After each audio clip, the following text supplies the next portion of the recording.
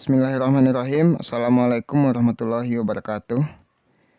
Berjumpa kembali di Andri Gunata YouTube channel yang membahas mengenai pelajaran-pelajaran otomotif yang diajarkan di program keahlian Teknik Kendaraan Ringan Otomotif Sekolah Menengah Kejuruan. Pada kesempatan kali ini kita akan belajar di mata pelajaran Pemeliharaan Mesin Kendaraan Ringan (PMKR) yang diajarkan di kelas 11. Untuk materi yang akan kita bahas mengenai sistem bahan bakar konvensional. Baiklah, kita lihat materi selengkapnya. Yang pertama, kita harus memahami fungsi dari sistem bahan bakar.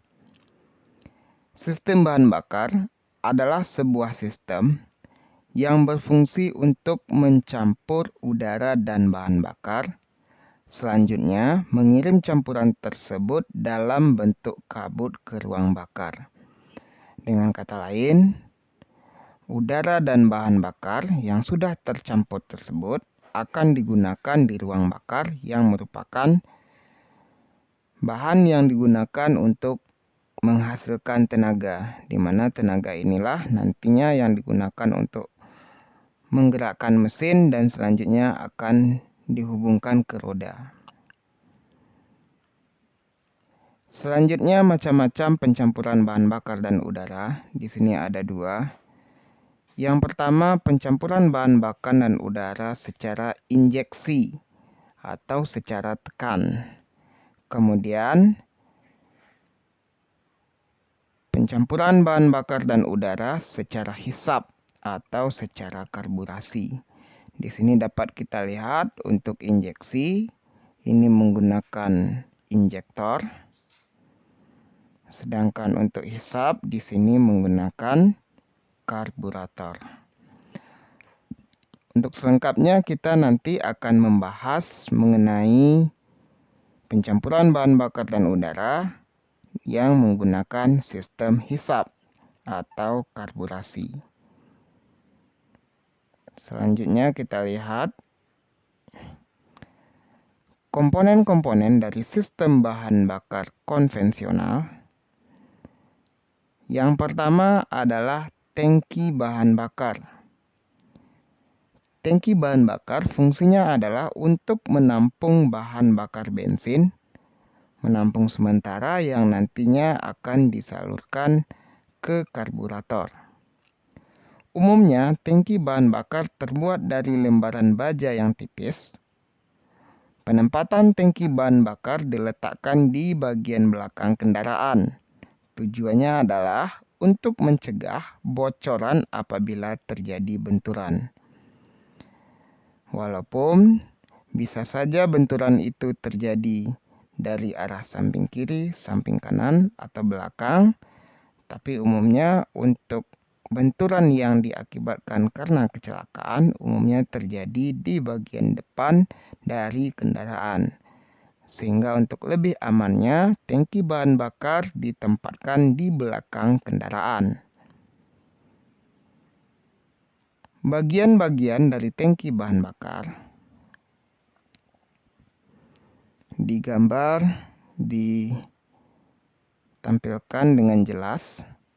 Bagian-bagian dari bahan bakar kita lihat mulai dari sebelah kiri. Di sini terdapat komponen fuel inlet hose yang merupakan saluran utama tempat masuknya bahan bakar pada saat kita melakukan pengisian bahan bakar. Di bagian paling ujung dari fuel inlet hose ini terdapat tutup tangki. Ini tutup tangki, kemudian nanti akan disalurkan ke fuel inlet hose atau saluran utama tempat masuknya bahan bakar. Kemudian di sini terdapat air breather hose. Ini merupakan saluran kecil yang kegunaannya adalah untuk memasukkan kembali uap bensin yang berasal dari tangki bahan bakar. Dengan kata lain, uap bensin yang terjadi tidak dibiarkan keluar, tapi bisa digunakan kembali dengan cara menyalurkannya ke saluran utama, ke fuel inlet hose. Kemudian di sini terdapat HC gas, artinya adalah hidrokarbon yang berwujud gas atau uap bensin. Jadi bagian yang berwarna pink ini adalah bensin. Kemudian bagian paling atas ini akan terdapat uap bensin. Kemudian gasolin ini adalah bensin itu sendiri, di mana wujudnya di sini adalah cair atau liquid.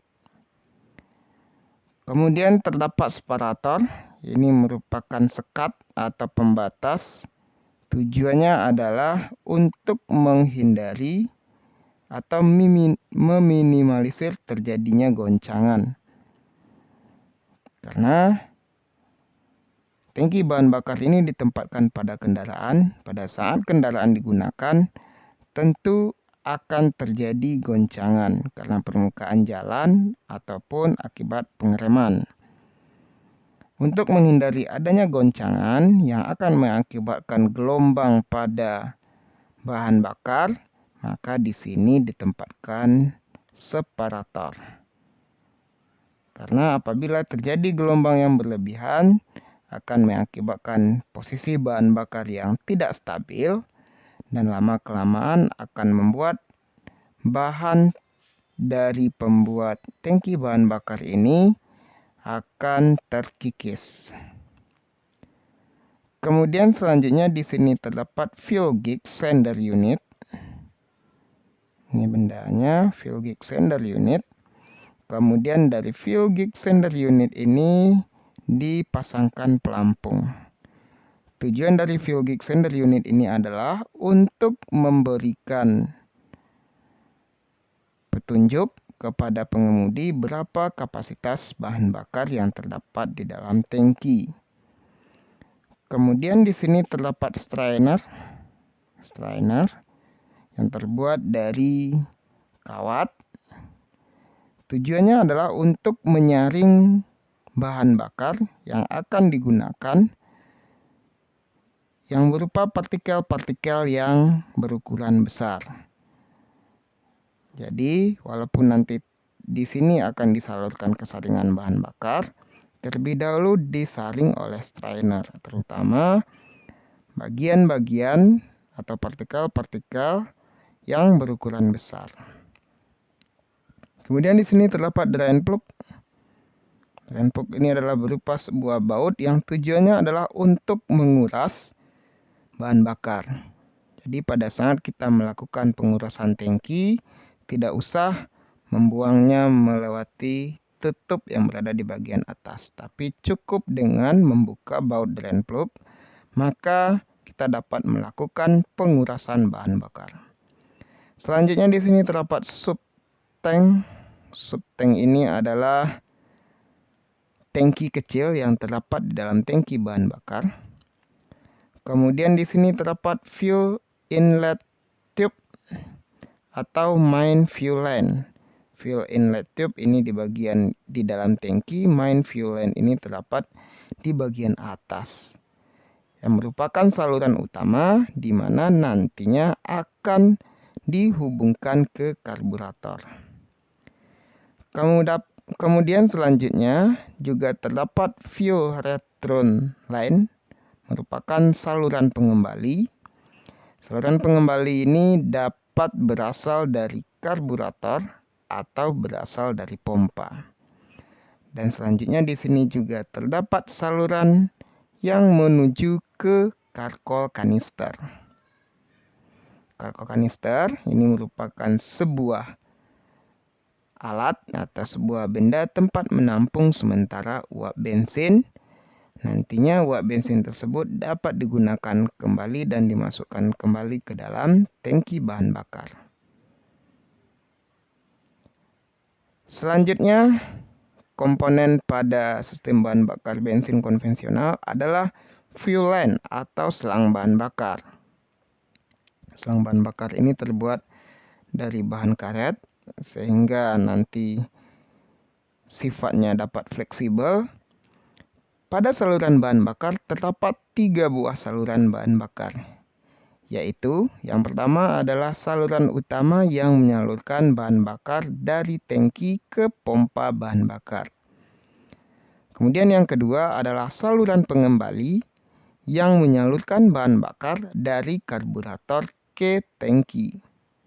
Yang ketiga adalah saluran uap bahan bakar yang menyalurkan gas HC hidrokarbon atau uap bensin dari dalam tangki bahan bakar. Komponen selanjutnya adalah saringan bahan bakar, di mana fungsinya adalah untuk menyaring kotoran atau air yang mungkin terdapat di dalam bensin. Kita lihat saringan bahan bakar ini. Di sini terdapat 2 buah saluran. Yang pertama adalah saluran masuk. Kemudian di ujung yang lain adalah saluran keluar.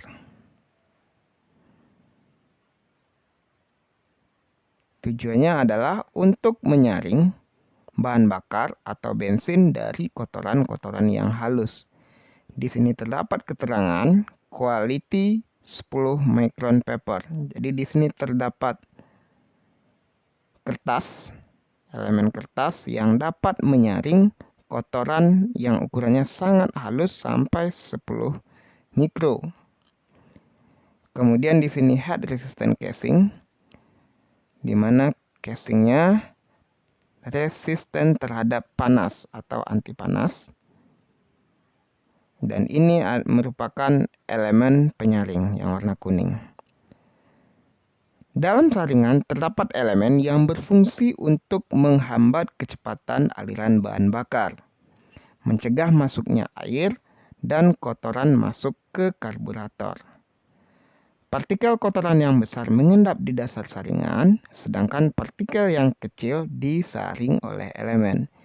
Jadi yang berukuran besar akan mengendap di bawah, yang berukuran kecil akan tersaring di dalam elemen kertas yang berwarna kuning. Kita lihat komponen selanjutnya adalah pompa bahan bakar. Pompa bahan bakar berfungsi untuk memompa bensin dari tangki bensin ke dalam karburator. Karena posisi dari karburator ada di atas, sedangkan tangki berada di bawah, maka untuk mencapai karburator harus dilakukan pemompaan, di mana tugasnya merupakan tugas dari pompa bahan bakar. Ada 2 jenis pompa bahan bakar. Yang pertama adalah pompa mekanik, di mana gerakan dari pompa berasal dari gerakan mesin. Sedangkan pompa elektrik gerakannya berasalkan dari aliran arus listrik. Komponen selanjutnya adalah karburator. Karburator adalah komponen pada sistem bahan bakar yang berfungsi untuk mencampur bensin dengan udara dengan menggunakan perbandingan tertentu. Perbandingan jumlah bahan bakar dengan udara disebut dengan AFR atau Air Fuel Ratio, di mana angka perbandingannya adalah 14,7 berbanding 1.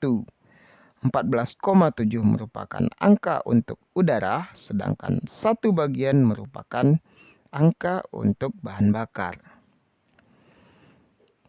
Pada bagian yang lain, nanti kita akan membahas karburator ini secara lebih spesifik. Selanjutnya adalah karkol kanister. Karkol kanister berfungsi untuk menampung sementara uap bensin yang berasal dari ruang pelampung pada karburator dan uap bensin yang dikeluarkan dari saluran emission pada saat tekanan di dalam tangki naik karena bertambahnya temperatur di dalam internal kanister agar tidak terbuang keluar. Jadi uap bensin tersebut dapat digunakan kembali. Selanjutnya adalah fuel indikator atau indikator jumlah bahan bakar. Di gambar dapat kita lihat ada dua jenis dari fuel indikator. Yang pertama adalah indikator yang menggunakan jenis jarum atau dial. Kemudian, jenis yang lain adalah yang jenis digital. Perbedaan dari kedua jenis ini dapat kita lihat. Yang jenis jarum itu menggunakan jarum, sedangkan yang jenis digital indikatornya berupa simbol-simbol atau strip digital. Di sini terdapat dua petunjuk, yaitu huruf E yang artinya empty, sedangkan huruf F yang artinya fuel. Apabila jarum mendekati huruf E, berarti jumlah bahan bakarnya sedikit, sedangkan apabila bergerak ke huruf F atau mendekati huruf F, berarti kapasitas bahan bakar masih banyak.